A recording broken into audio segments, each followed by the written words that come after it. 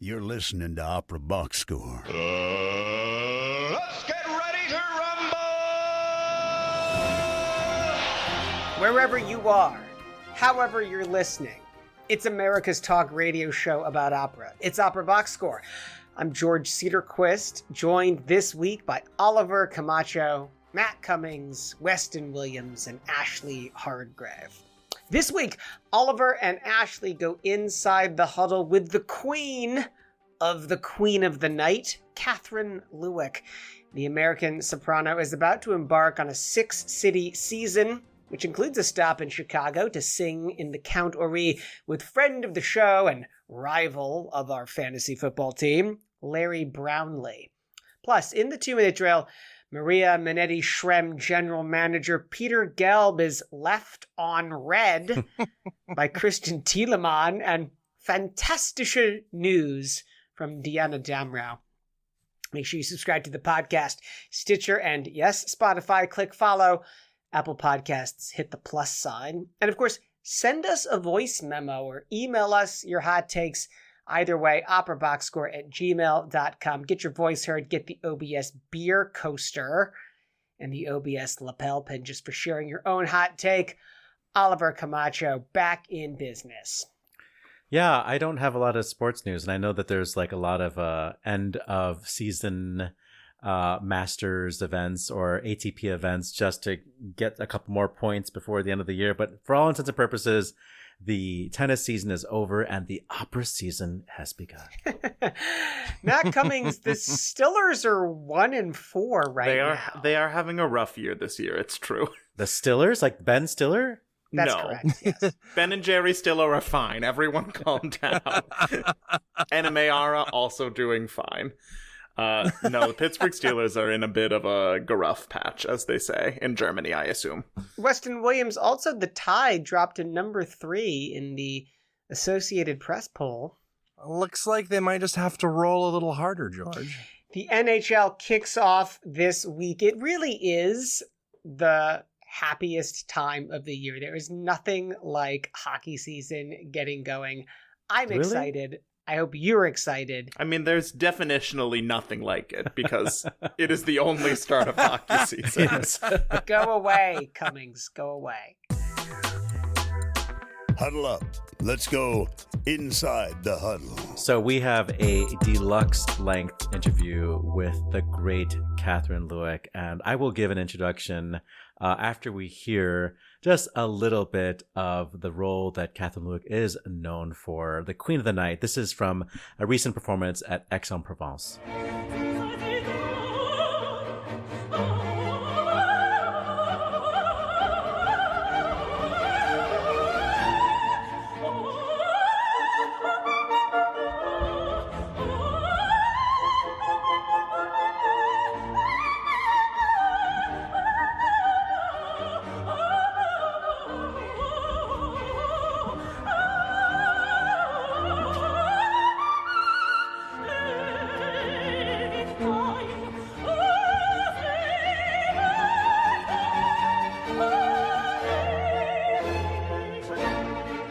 So if you have heard the Queen of the Night and the Magic Flute in the past couple of years, you probably have heard our guest today, Kathryn Lewek.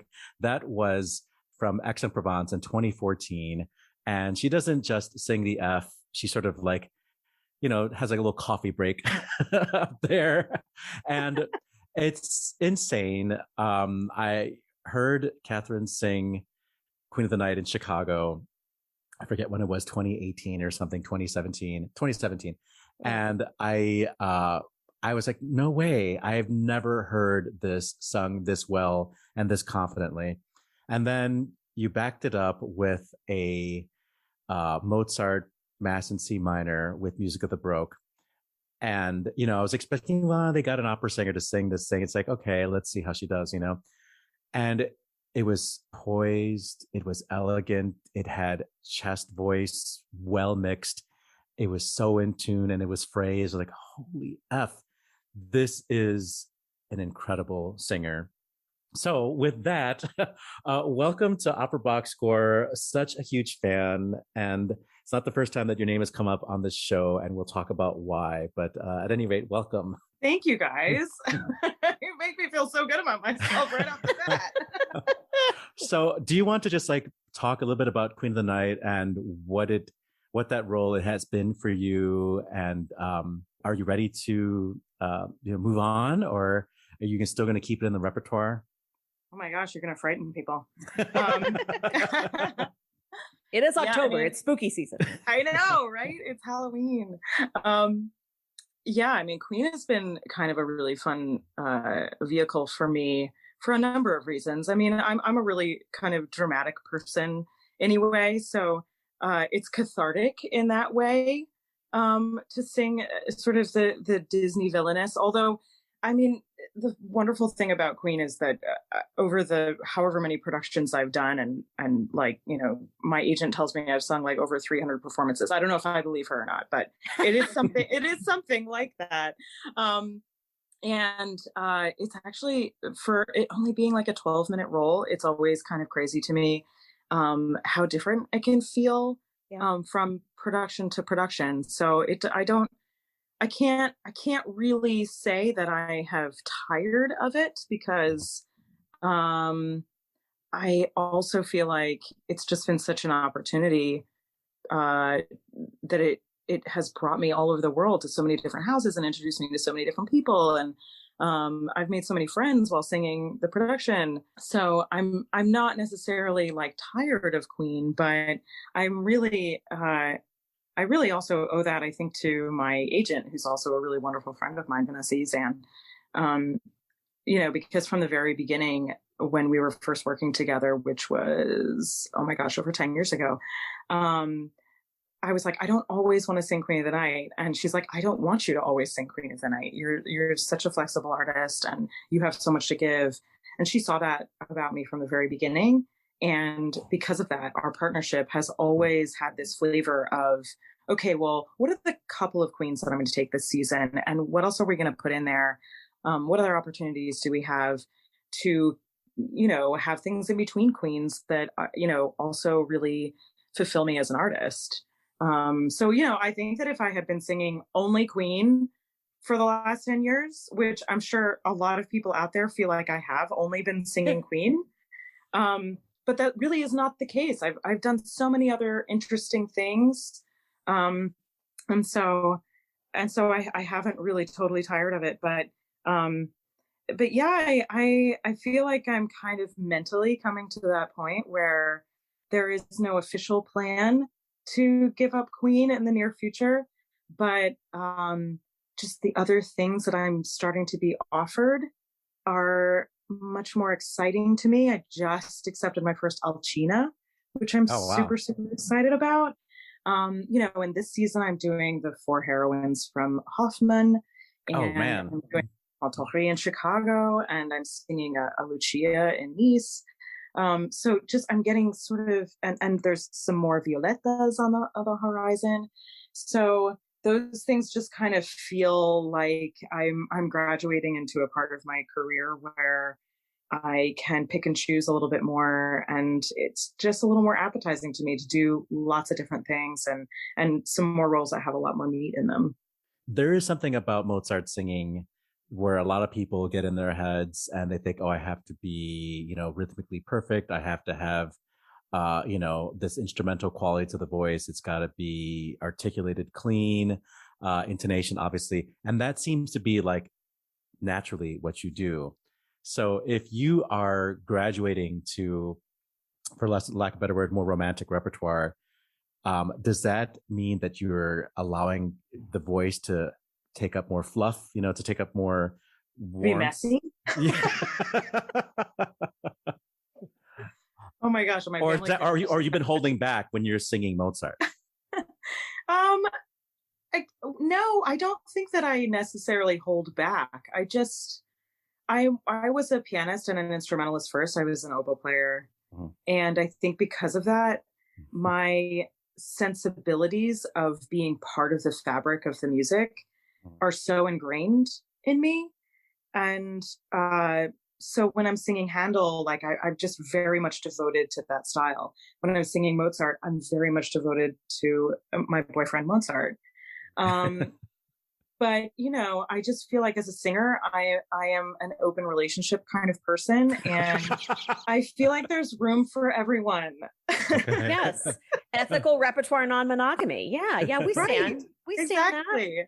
Like I'm monogamous with my husband, but that's it. As far as composers go, I play the field. That's awesome. One of the things that I couldn't help but notice when we look at this sort of career of Weston, don't edit this out, bad is that there is sort of this recurring theme of saying no in a positive way for advocation for you and your career. One of the first times I noticed it is when, you're auditioning for the Opera Foundation and they ask you to sing Queen of the Night, and you directly said, that's not on my rep list. And so you just flat out said no. And not a lot of singers maybe would have felt so emboldened as to say that. You just talked about how you and your agent said no to you doing Queen all of the time. You're like, no, I don't want to just be known for the Queen. I want to do all these other things. Even when we get to when you are pregnant and you're supposed to be singing Cunegonde, and the director was like, you know what? No, we're not going to have a pregnant lady running around on platforms. We want to protect you. We want to advocate for you. And then, of course, the thing that I have barked about no less than 4 times on this show previously is how when Die Welt went ahead and put their head right up their hindquarters and spoke about your appearance as opposed to your actual performance in the Die Welt magazine, you were the first one to say, no, this is unacceptable. This is not okay behavior. And I think it's so interesting that the art of saying no is something that has been really empowering and advocating for you. So, I mean, when I say something like that, when I'm like, saying no seems like a really cool thing for you, like, what's your response when you hear that? My response is, thank you. I love hearing that about myself. I guess I've always been really a strong-minded person. I was really a very willful child. And as my mom, very often says, your brother was a little easier to raise than you were, but you were the spice of my life. And I guess it's not something that I necessarily try to be or try to do. It's just who I am. And it's like, take it or leave it. I definitely, also try to be an easy person to work with. And I'm not just going to, sit here and think only of myself and what's good for me and stuff. But I do definitely find it impossible to let people walk all over me. And I find it impossible to do something that I don't feel is right for my career or right for my personal life. And I guess there's just this force inside of me that makes it, for better or for worse, because sometimes I really struggle with these feelings. It's not necessarily easy for me to say no, but I find it impossible not to when it doesn't feel right. Yeah, no, this makes a lot of sense. And speaking of people that might potentially walk all over you, you've got 2 little ones in your house that you have to do a daily exercise of straddling that line. So, when we think about sort of what your parenting style is, or, folks don't have to have a parenting style, but when you think about how that advocacy for you works, and then how it transitions to how it is that you and your partner are raising your children. Let's talk a little bit about that. And we assume you're monogamous with your children, so. Yes. I only have one son. You're not parenting other children. As far as we know. I'm not raising other people's kids.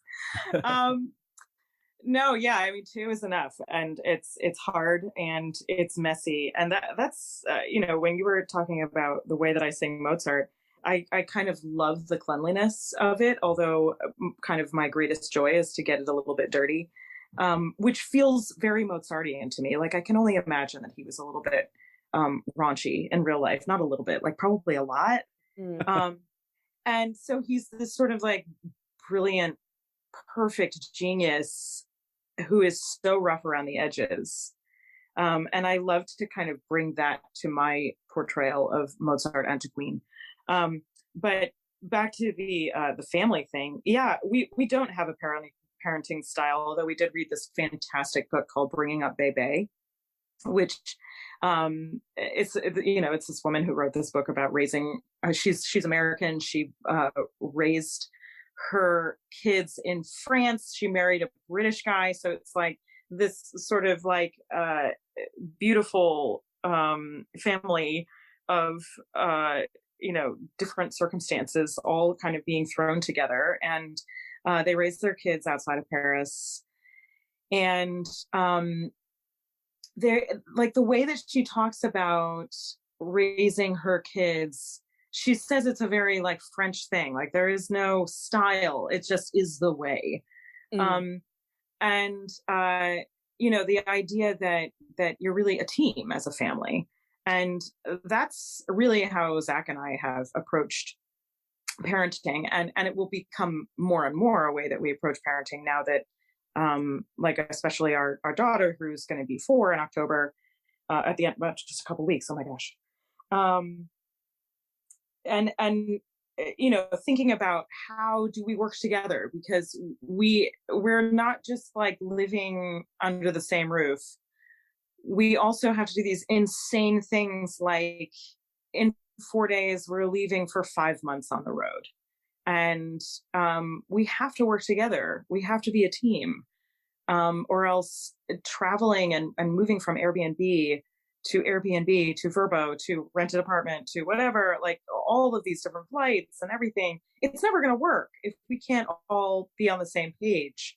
And so figuring out like how do we even like present this to our kids, because it's just such a unique lifestyle comparatively. We want to stay on the topic of parenting for just a moment. And Ashley has her standard template of questions that she asks mother singers. Well, we like to bring these topics into conversation because I don't think anybody talks about them enough. And there are lots of people that are navigating this career and all of the changes that happen emotionally, spiritually, physiologically, as your body goes to make another whole body. So I'd like to just talk to you a little bit about first the physiological. Talk to me about the difference between what you felt sensationally pre-motherhood and then how you felt making music sensationally post-motherhood. Yeah, I think that like the experience of being pregnant and then having kids, giving birth as 2 C-sections, as young singers, I think much of what we do is somewhat intuitive.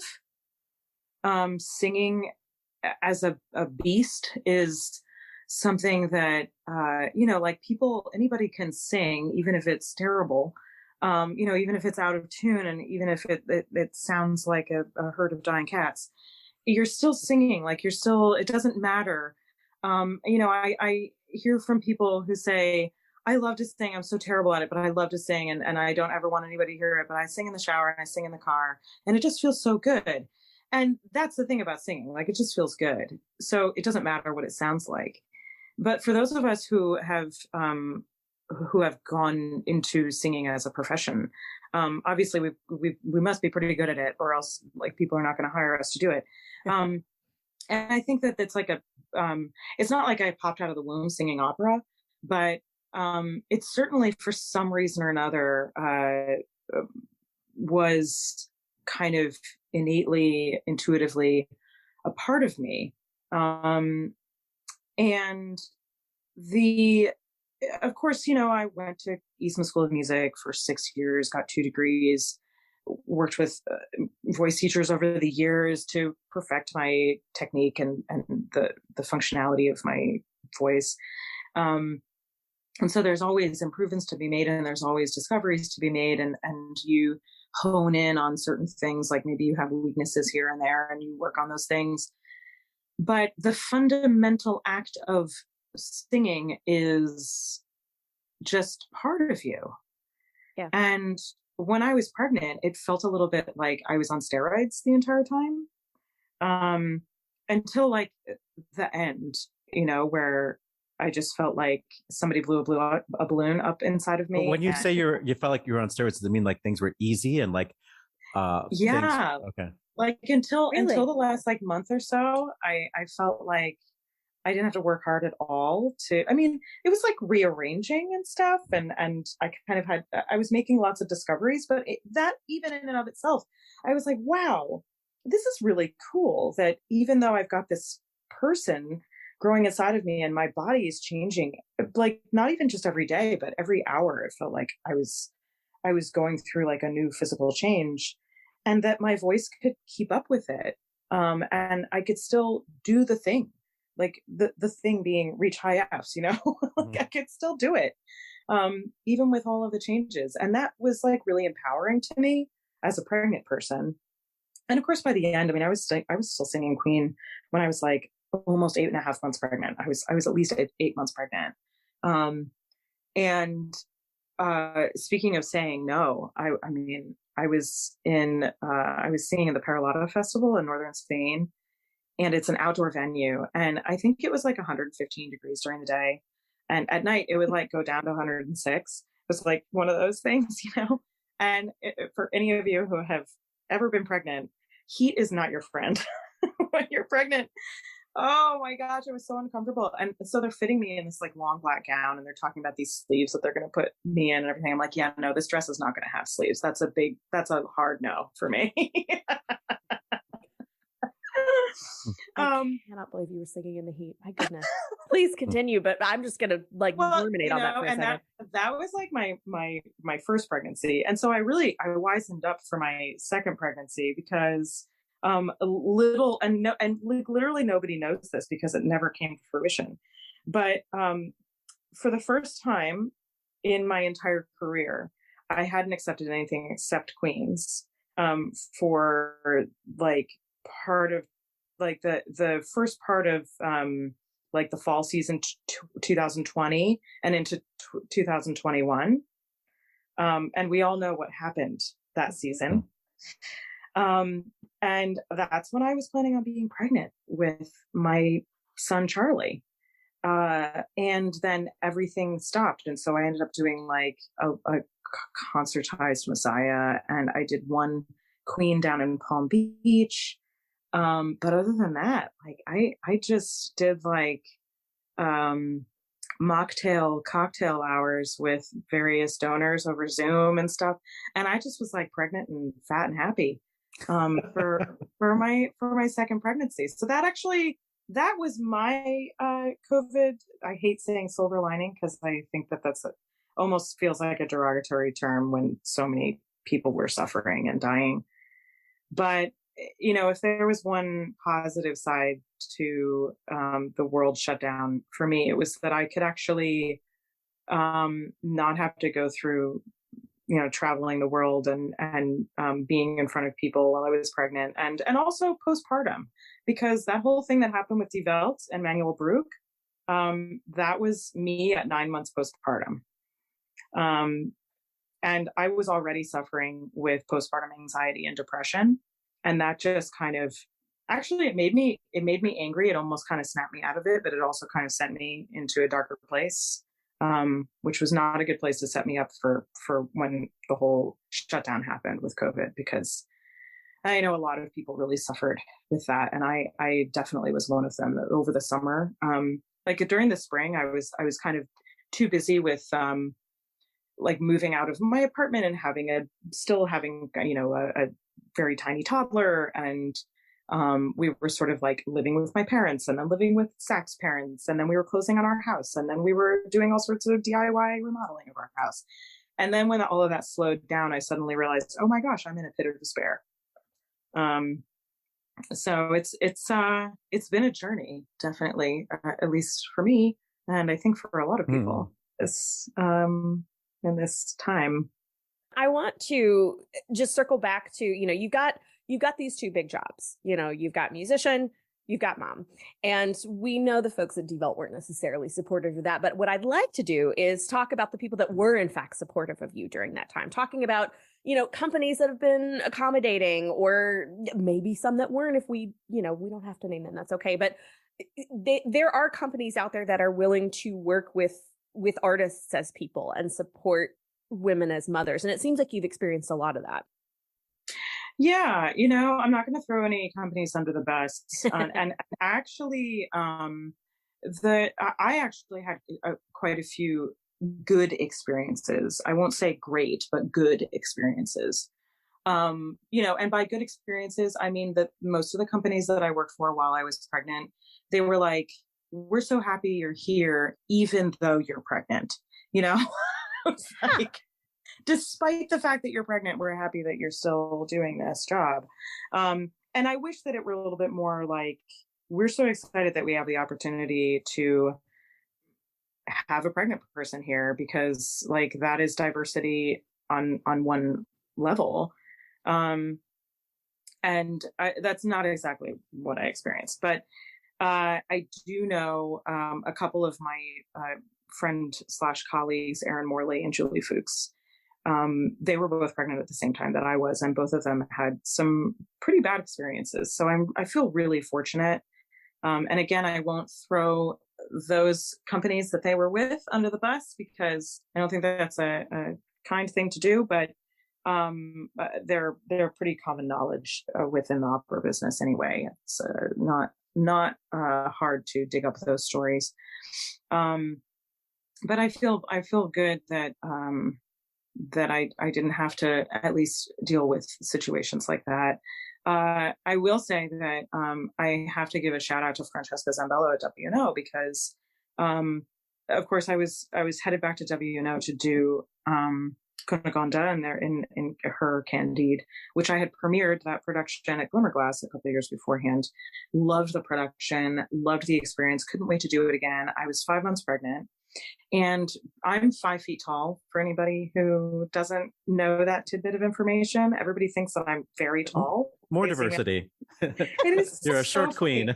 Like no one recognizes me when I come off stage, because they all think that I'm like 5'10" or something, and I'm 5 feet tall. But my husband is 6'6". He is a full 18 inches taller than me. And so I carry giant babies in my tiny little body. And so at 5 months pregnant, I looked like some people do at 9 months pregnant. I was like fully popped. And, I was feeling a little concerned just about the way that I looked, because of the role, and, the production didn't really allow for that. But the great thing is that, Francesca kept saying to me, I want you to know that it has nothing to do with the fact that you look like a pregnant Cunegonda, because we could work that in. We could totally work this. But you know what the set is like. You know what this show is. And she just was really concerned for my safety. And I have to say that I kind of fought it at first, because I just was so excited to revisit that production. And then, we had a really good conversation about it. And the other person who was advocating for me, even when I wasn't, was Denise Graves. She was right there, in rehearsals and seeing what I was doing. And after I finally did pull out of the production, and by the way, treated really well. Francesca was like, I'm going to pay your entire contract. Like, no questions asked. I'm just going to pay your entire contract.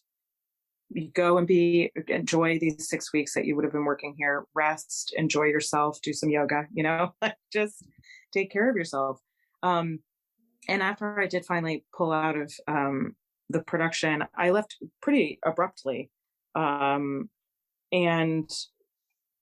didn't go back to any more rehearsals, because like, why go back? And Denise actually called my cell phone, somehow, got my cell phone number, called my cell phone, and left this lovely message saying, I was in a position once just like you, and I wish that I had made the decision that you have made. And that's all she said. But man, that support and like hearing that affirmation for the decision that I made really, really touched me. Well, I want to say that Emily Pogorelts, who stepped in for you, is a friend of the show, and I didn't know the other side of the story. So it's actually great to connect those dots and to have like, the other side, which is, I know that Francesca Zambello was an incredible intendantin, but that's that's awesome. And Denise Graves, we want her on the show too. So we stand. Yeah. Let's take a pause right now and just enjoy a little bit of your brand new album with Il Pomodoro. This is the accompagnato from one of my favorite cantatas, Armida Abbandonata.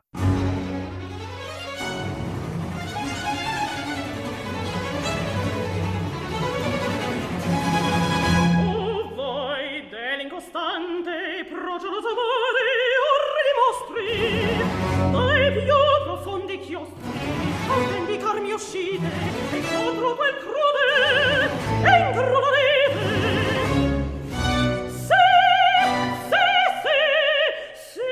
vostro aiuto e nel vostro rigore a nostro ragionar devo immattare onde vente che fate e voi la sommergete So everybody knows how much I love Handel, and I am crazy about this album. Armida Abbandonata is one of my favorite cantatas, and A Crudel is like my personal anthem. But when I was listening to this album, I had that same reluctance that I did years ago when I went to go hear your Mass in C minor, that, okay, here is an opera singer. Can she bring it down to sing this intimate cantata? And the answer is actually yes and no. You do bring your voice down and you do the most elegant, instrumental flights of coloratura, and you lay off the vibrato and you lean into dissonances, all the stuff that us early music people are looking for. But just like in that moment, in that accompagnato, you're like, you know what, this is opera actually. So here's some drama for you, and it makes it so dramatic with it. I love Handel, but I mean, there's this weird, I think we're in a really cool time for Handel singing, because we are deciding. Oh my gosh, we're gonna get so geeky with you here. Okay, let's do it. Tell me, go for it. Oh Shoot. My God, like I could not agree with you more with this time being like extra special for Handel. And I'll start out by saying, randomly, my husband and I were given an antique book. I mean, it's not like a new book or anything. It was written in the 1950s, and it's like an opera book, like about composers and about styles and genres of opera. And actually, maybe it's just like all about classical music. And the part about Handel is like, it talks all about his oratorios and stuff. And then like the last sentence, it says something like, oh, and by the way, he also wrote some operas, but they've all been forgotten in the repertory. Like they don't exist, And it's so, lost. It's so funny because now it's like here, like I feel like half of my career has been Handel, and I'm like, this book could not be more wrong. It just was like it was going through a little hiatus during that time, and it wasn't popular, and that's okay. But here's the thing, like I really honestly think that the equivalent to what Handel is to this time period is sort of like what the 50s, 60s, 70s, and 80s to some extent was to bel canto. Mm-hmm. All the great singers of that time, Maria Callas, Beverly Silk, Caballé, Pavarotti, Shirley Verrett. I mean, all of them, they like brought Sutherland, they all brought bel canto to a new level. And the cadenzas that they wrote and started singing or had written for them, like some of them didn't write them, but they were all theirs, and we're still singing them. Like you can hardly improve on that. Like I wrote my own cadenza for my debut singing Lucia, and it's like I love it only because it calls, like I borrowed things from the Stills and I borrowed things from the Sutherland, and then I brought in like echoes of other parts of the opera that I really like, and I just got creative with it. But it's special to me, but like nobody else is going to think it's better than what they sang, because like you can't improve upon what they did. But in Handel, we have a unique opportunity here as singers, those of us who sing early music, because there isn't any standard like repertory of cadenzas or ornaments. And I have always had like such joy and taken such pride in writing my own ornaments and cadenzas. And I feel like if we do it right, the singers of today who are singing Handel, people in another 50 years are going to be singing our cadenzas that we wrote now for Handel, because like all this Handel repertoire is really coming into its own right now. Well, let's also acknowledge that you made this album with one of the sexiest bands that's recording right now, Il Pomodoro. Right? They're so awesome. Yeah, it's such a cool band, and they really make a meal out of all of the moments. And the continuo is always sounding so fresh, and they get a little aggressive on their downbeats, and it feels like, oh, yeah, it gets dirty, right? Yeah, it gets exactly. Dirty. Yeah, but and it's this one, such a good way. Yeah, and speaking of sexy, like the whole circumstance of recording this was the sexiest thing. We were all like living at this monastery in northern Italy, and the whole building was shrouded in fog basically the entire time we were there. And so it was a little bit like a scene from The Others with Nicole Kidman. Yeah. And my husband and my daughter are like, wandering around the dark, abandoned hallways of this monastery, and we're recording this incredibly spooky and ethereal and dramatic music. It was really kind of perfect. Well, the recording is Armida Abbandonata and the Apollo e Daphne duet cantata with Il Pomodoro on the Pentatone label. You can listen to it on Spotify and other places. And you hinted at the fact that you have a husband who's a singer. So we want to talk really briefly about an opportunity to hear both of you in concert for a good cause. Yeah. foodoflove.org, or go to either of our social media platforms, Instagram or Facebook. We're primarily raising money through Facebook and Instagram because all of the credit card fees are waived. So it's a great bang for your buck. But you can also donate directly. We recorded a concert last May at a beautiful art museum called the Michener in Doylestown, PA, which is where my husband was raised. And we just did like favorite things. We kind of like threw this thing together because we were both really distraught about what was happening in Ukraine. And at the time, we were sort of thinking, okay, we're going to do this for the refugees. But then we started, just at that time, it was like the news was starting to turn about like what the war was doing to the rest of the world, and specifically to like at that time it was the Horn of Africa that was like really missing out on a lot of grain imports. And so the threat of starvation worldwide has since then escalated to insane heights. And so we decided to make, once we were putting this on film and thinking about streaming, we decided to benefit the UN World Food Program. So please download it and please donate whatever you can. You said a little bit earlier that you're about to go 5 months with your kids in tow well, I know you're coming to Chicago to sing your Countess Adele in Contori with Larry Brownlee. I'm very excited to hear you sing Emploi la Tristesse, one of my favorite all-time arias. And then to get into a three-way with Larry Brownlee and Kaylee Decker. And we know that you're not monogamous, so that's going to be great for your relationship. But we know that your season, this 5-month stretch you're about to do, ends with the new magic flute that they're building for Larry to sing Tamino in. So it's like it's like starting a and Larry ending. and Katie season. Yeah. What do you have in between, Queens? Yeah, so I'm super excited about this Contori in Chicago. I've really been looking forward to it. And it's not just Larry that I'm excited to work with. I mean, the rest of the cast as well, but super excited to work again with Enrique Mazzola. Because we did Orpheus Enfer in the Salzburg Festival, which is out on DVD. Was it hilarious for any Orphe? Was it the Manuel Brugge Orphe? Yes, it was that one. Indeed. I know.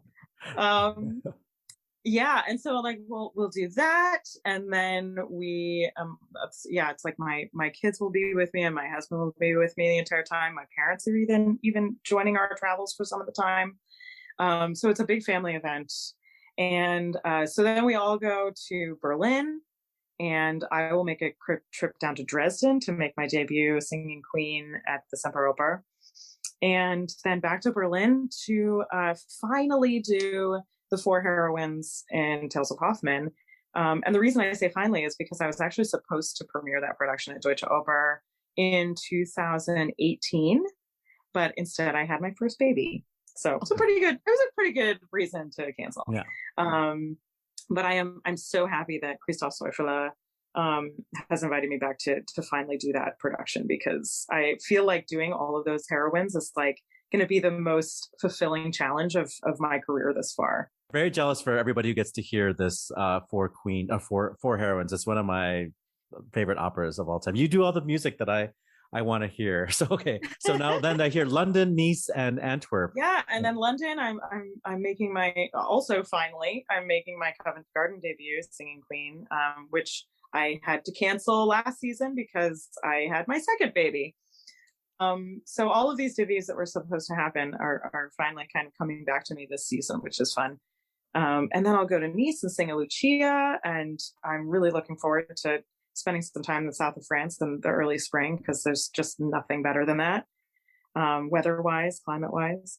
And then I just added to my season. I don't even think that I've advertised this yet, but I just added a recital in Antwerp, Belgium, where I'm going to sing some Poulenc, and I think this is not official, but you guys are hearing it first. I think for the first time I'm going to learn Strauss's four last songs. Oh wow! So you heard it here first, Belgians. Yeah, very exciting. You did. Yeah, and then a couple more queens in Dresden, and then finally home for a few weeks before I start rehearsals at the Met for their new production. I put in quotations because I've done it twice already, the McBurney in France. Once when I was, the first time that I did it in 2014, that was the recording that you played at the very beginning. And that was my first experience with that production and with Simon himself, who he is a interesting mind. And I think that the production is really cool. I mean, it's like a psychological thriller. And I really recommend it. But what I don't recommend is bringing your kids. And I say that because the production, the Julie Taymor that's at the Met right now, is so kid friendly. And Peter Galb actually called my dressing room before one of our performances last season, and just told me toy for my performance and stuff. And he mentioned that he was excited that I was going to be back to do the new production next season, and I said, yeah, so listen, I'm familiar with it, like very, very familiar with it. And I feel a little bit like you need to put a disclaimer out, like in the New York Times or something, saying that this is a totally different beast than the Julie Taymor. Yeah. He's like, okay, noted, duly noted. Thank you. They've been billing that as like the family show. So be careful. Right. So good warning. Right. Exactly. The second time that I did that production, I was like 7.5 months pregnant with my daughter. So I was actually a little grateful for the wheelchair at that point. Yeah, because you're like an old lady in that one, right? Like, yeah. Yes. Yeah. The whole second aria, I'm like tearing around, ripping up the stage in a wheelchair. Well, Kathryn Lewek, it's been so great to meet you this way. And I'm so we're both looking forward to hearing you in the Contori coming up in Chicago. Thank you for being on Opera Box Score. Absolutely. My pleasure. Anytime, guys.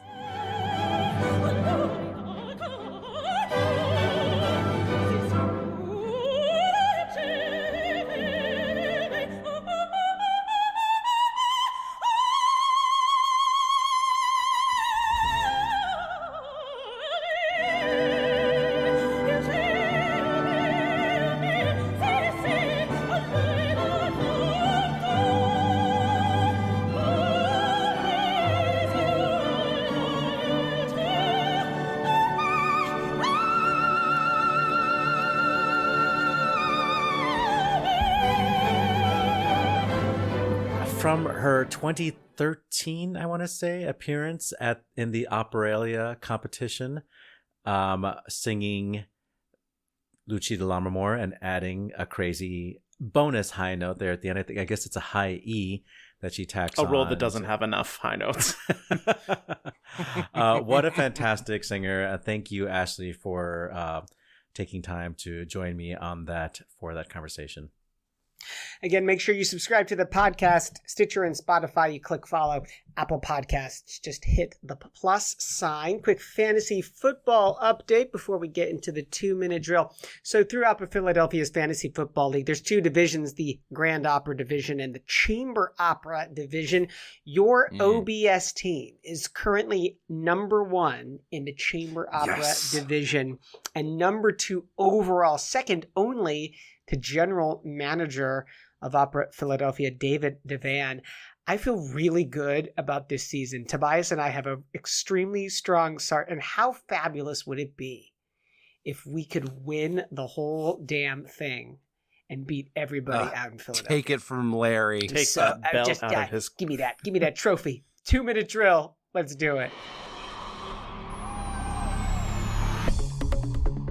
This just in. The 2-minute drill. All right, listen up. Here's everything you need to know about what happened in Operaland this week. Conductor Daniel Barenboim announced that he will be withdrawing from some of his performing activities, especially conducting engagements for the coming months, following his diagnosis with a serious neurological condition. We wish the maestro a speedy recovery. Belarusian baritone Ilya Silchuko has been forced to leave his country after speaking out against dictator Alexander Lukashenko. His public opposition to Lukashenko's fraudulent re-election in 2020 led to his firing from the Belarus National Opera, his blacklisting, and even threats from the police against his wife and family. Said Silchuko, quote, "I was paid well in Belarus and I had all the benefits from that. Yes, they pay me, but they don't own me." As the war in Ukraine continues to escalate, more performers are canceling their planned performances in Russia. According to Tagesspiegel, after the announcement of a Tristan und Isolde in Moscow, 3 of its cast members distanced themselves from the commitment: tenors Andreas Schager and Torsten Kerl, and baritone Matthias Goerne. Carrie Lynn Wilson, founder of the Ukrainian Freedom Orchestra, an ensemble created as a statement of defiance against Vladimir Putin's invasion of Ukraine, recently revealed that when she was engaged to conduct a run of Tosca this fall in Buenos Aires, she noted that Anna Netrebko was listed to sing 2 of the performances. Wilson is quoted as saying to the Argentine Opera House, "I'm sorry, I can't perform with Miss Netrebko," and the house replied, "Don't worry, she's bringing her own conductor." Typical.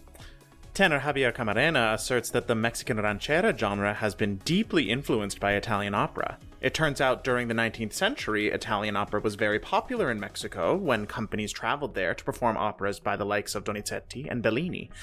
I can imagine Italians coming to Mexico and saying, "Yeah, listen to me singing O Sole Mio," says Camarena. And I can imagine Mexicans, the composer, saying, "Okay, so let's sing our music like that." The Asian Opera Alliance, here we're grouping all of our ethnic stories. The Asian Opera Alliance has announced Melody Chang Heaton as its first ever executive director. In her new role, the mezzo-soprano and director of marketing at Inland Northwest Opera will organize and monitor daily activities and provide development planning. Comprised of Asian-identifying industry professionals, the Asian Opera Alliance aims to provide broader equity and uplift Asian representation in opera. The New York Times reports that conductor Christian Thielemann did not respond to Peter Gelb's text regarding a production in 2025. The Maria Manetti Schrem general manager said, quote, "Thielemann would be treated like operatic royalty at the Met," adding, "I texted Thielemann earlier this year and never got a reply." Jonas Kaufmann has been awarded the Bayerischer Verfassungsorden for his outstanding contribution to cultural life in Bavaria. That's along with busty beer maidens and big-ass pretzels. Hey, now you can add the foremost interpreter of All I Want for Christmas ist Du. And a corresponding German diva alert. Earlier today, Diana Damrau has announced her Christmas album, My Christmas, or Meine Weihnachten, to be released on November 4th. Commence countdown for everyone who can't get enough of her Witch of the Black Forest rendition of Part of Your World. That's a very specific audience you're talking to. After a 2-year postponement, Minnesota Opera finally gave the world premiere of Edward Tulane by Paolo Prestini and libretto by Mark Campbell. It's the first work by a woman to be commissioned by Minnesota Opera and was very much set to open in 2020, conducted by friend of the show Lydia Yankovskaya, who has returned to the project starring Jack Swanson, Brian Vu, and Zulimar Lopez Hernandez. In trade news, Opera Australia artistic director Lyndon Terracini has announced he is quitting imminently, joining a parade of recent departures from the troubled company. Terracini, who has helmed Opera Australia for 13 years and was set to depart when his contract ends in 2023, abruptly announced his resignation last week, saying he was quitting, quote, to get on with the next phase of my life, to pursue new adventures, and enable the transition of my successor. Everyone's favorite segment now, it's Rashvelishvili Watch. On behalf of Ashley Hardgrave, the Metropolitan Opera has announced that Anita Rashvelishvili will be replaced by Yulia Matochkina in the role of Princess Eboli in the upcoming Don Carlo. Matochkina made her Met debut at the Met in Rigoletto last season, and last summer she performed in productions of Samson and Delilah and Don Carlo at the Mariinsky Theater under Valery Gergiev. Opera Naples has postponed some of its upcoming performances due to significant damage caused by Hurricane Ian. According to the company, their home, the Wang Opera Center, was flooded by 2 to 3 feet of storm surge water. And on this day, October 10th, in 1727, it was the first performance of George Friedrich Handel's coronation anthems at the Westminster Abbey for the coronation of King George II. In 1743, it was the first performance of Johann Adolf Hasse's Antigono.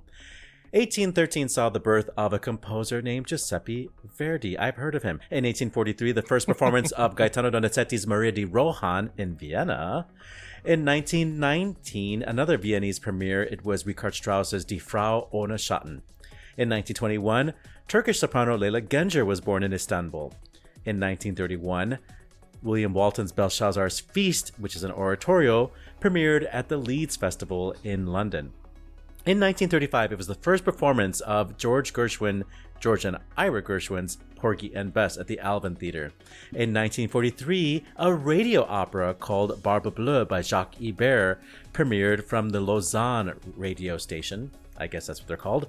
And happy birthday to the great Jamaican bass Willard White, born this day in 1946. And that's your 2-minute drill.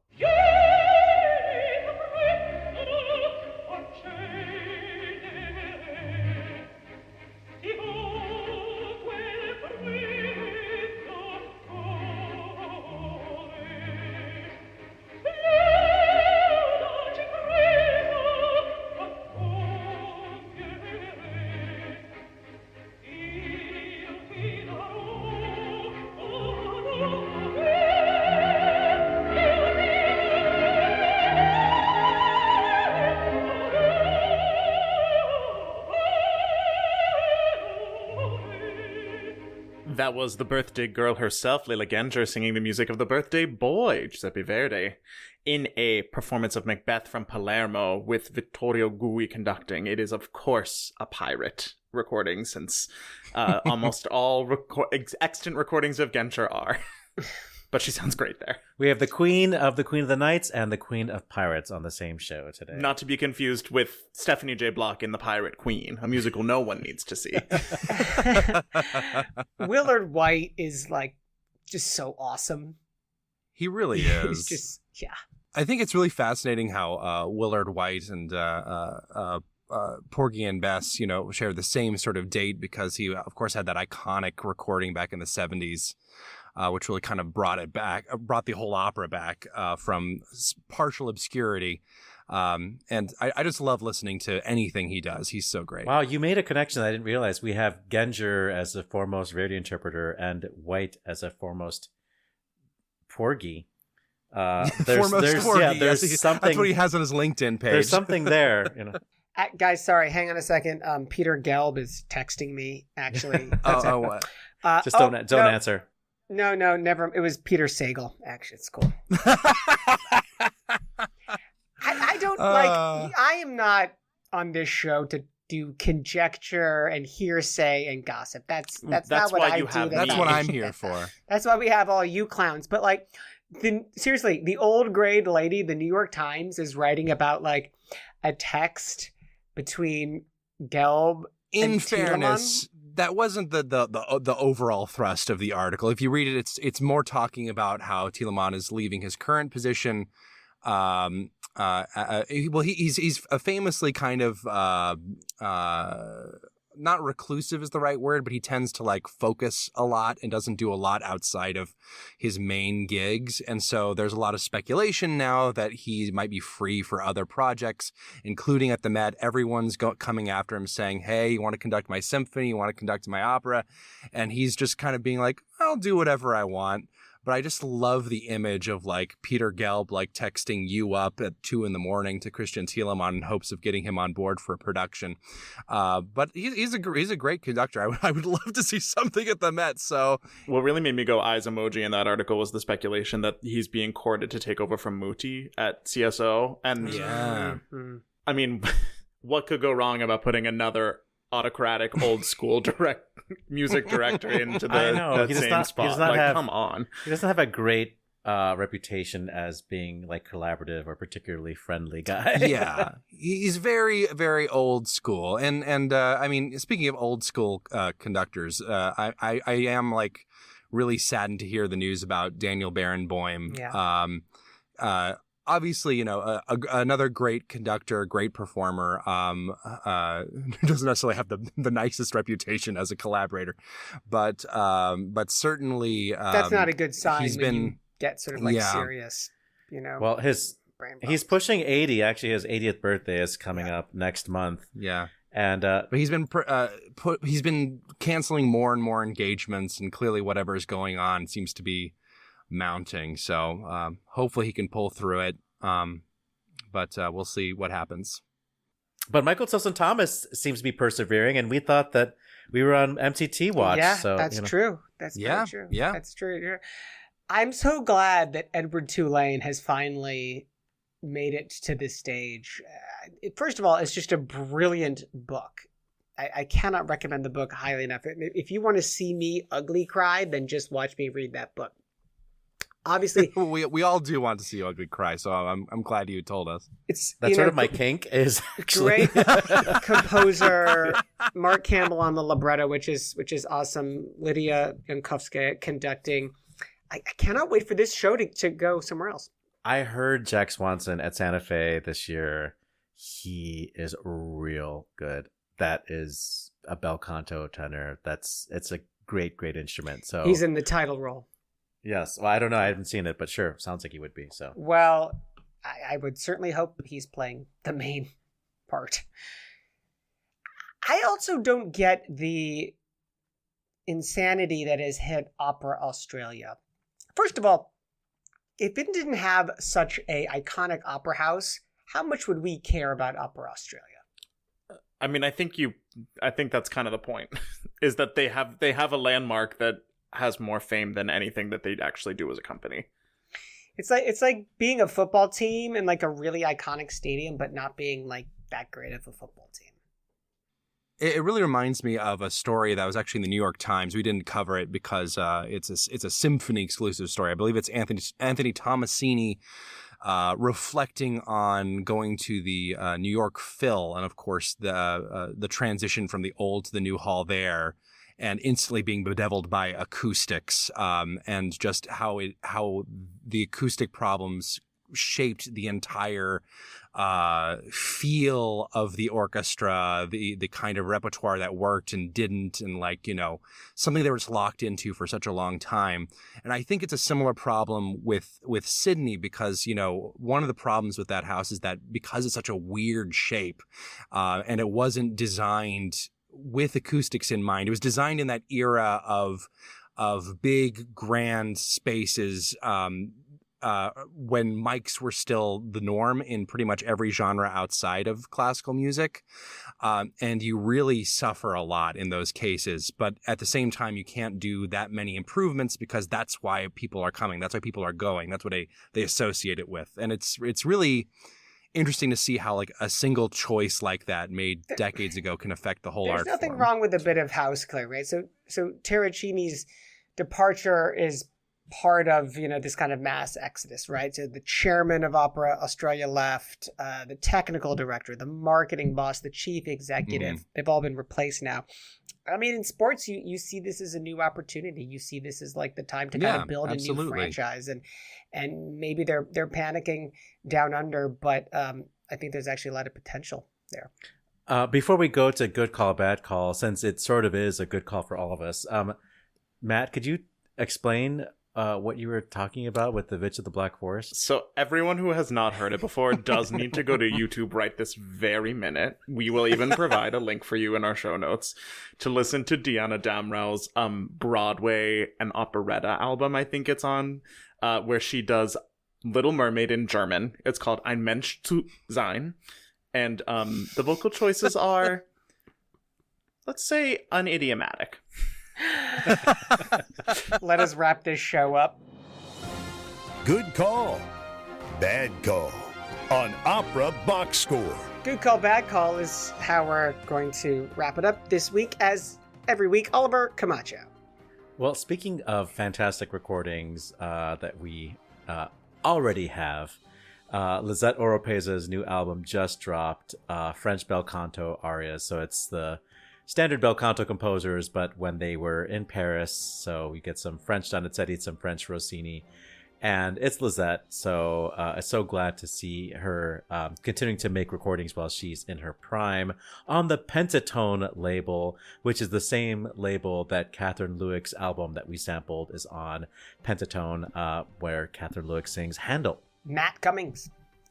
We also talked a good bit about conductors in this episode, and there is another feature that didn't quite make it into our rundown, but everyone should definitely check out. It's in the Times, about Natalie Stutzmann and her new gig at the Atlanta Symphony as they prepare for her to become the first female music director there. The piece is really in-depth. It talks a lot about just how comprehensive she is as a musician and the way that she's learned to listen to music in all these different ways and puts that to work as a singer, and what the orchestra thinks about working with her. Like, really terrific stuff. I highly recommend checking this out. Weston Williams. I have a bad call at the universe for making me not see Fiddler on the Roof. Let me break this down for you. I had tickets for the first week, had to move them. And then I came up on close to that second date that I moved it, had to move it again for reasons I can't get into here. And then finally, on the very final performance, I was like, okay, now's the time. I can finally see Fiddler on the Roof. And I went to the Red Line, and all trains were stopped from Howard to Belmont, which is not good if you live where I live in Chicago. So then I had to wait for a shuttle. The shuttle was completely full. Missed the shuttle. I got on a different bus, went the wrong direction accidentally, hit rush hour traffic, showed up 10 minutes late, had to watch Act 1 on a TV in the basement. So the second half I enjoyed, but apparently the universe does not want me to see Fiddler on the Roof. A good call for whoever was sitting behind you, though. Yeah, exactly. True. That's it for this week's edition of America's Talk radio show about opera. Our announcer is Norm Waddell. He's at normwaddell.com. Make sure you subscribe to our podcast, Stitcher and Spotify. Click follow. Apple Podcasts, hit the plus sign. Send us a voice memo or email us your hot takes, operaboxscore@gmail.com. You're going to get the OBS beer coaster and an OBS lapel pin just for sharing your own hot take. Our creative consultant is Oliver Camacho. Our audio editor is Weston Williams. For your co-hosts, Matt Cummings and Ashley Hardgrave, and our guest, Kathryn Lewek, I'm George Cedarquist, asking you to continue the conversation about opera as you sing Mozart, but make it dirty. We're back with an all-new show next week, plus you get more opera headlines, more hot takes, and 7 fewer sleeps until the Diana Damrau Christmas album drops. Join us.